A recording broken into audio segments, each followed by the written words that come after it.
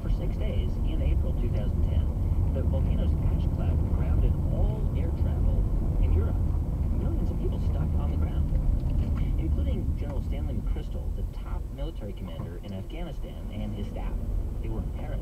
And so was journalist Michael Hastings. He was writing a profile of McChrystal, and as Michael Hastings told NPR back then, he was only supposed to be there in Paris with the general for 2 days. But then the volcano and Iceland exploded.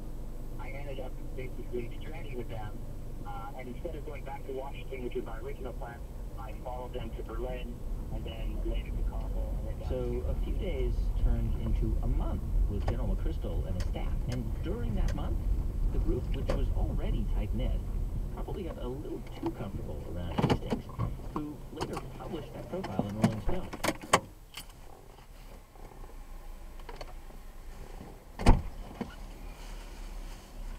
Willst du mal den Aufwand machen?